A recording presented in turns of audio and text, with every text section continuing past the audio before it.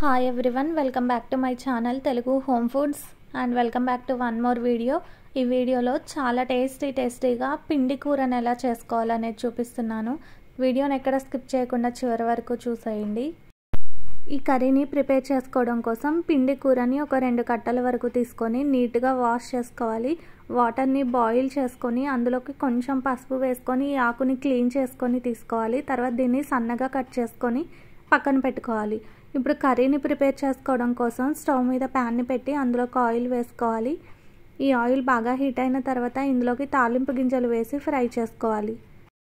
ఈ పిండి కూర అనేది మనకి పల్లెటూర్లలో ఎక్కువగా మన పెరళ్లలో దొరుకుతూ ఉంటుంది. చాలామంది దీన్ని కలుపు మొక్కలని అనుకుంటూ ఉంటారు కదా.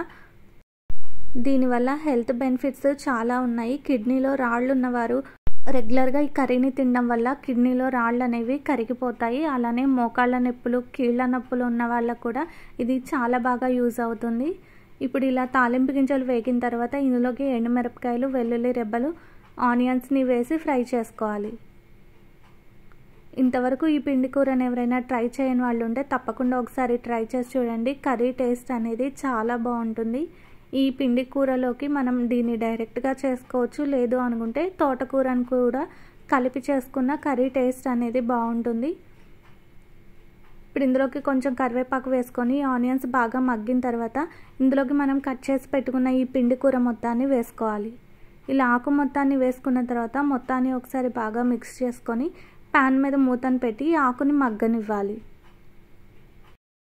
ఈ పిండి కూరను కూడా చాలామంది చాలా డిఫరెంట్ వెరైటీస్లో చేస్తూ ఉంటారు కదా.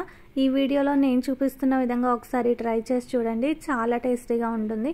ఒక్క ముద్ద కూడా వదలకుండా తినేస్తారు, అంత టేస్టీగా ఉంటుంది.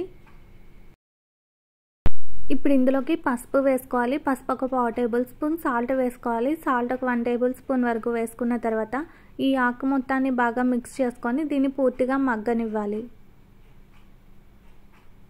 ఈ కర్రీలోకి మనకి సాల్ట్ అనేది ఎక్కువ పట్టదండి, కాబట్టి చూసి వేసుకోండి. ఈ పిండి కూరని మనం రైస్లోకే కాకుండా చపాతీ, పుల్కా, రోటీ దేంట్లోకి తిన్నా కూడా చాలా టేస్టీగా ఉంటుంది.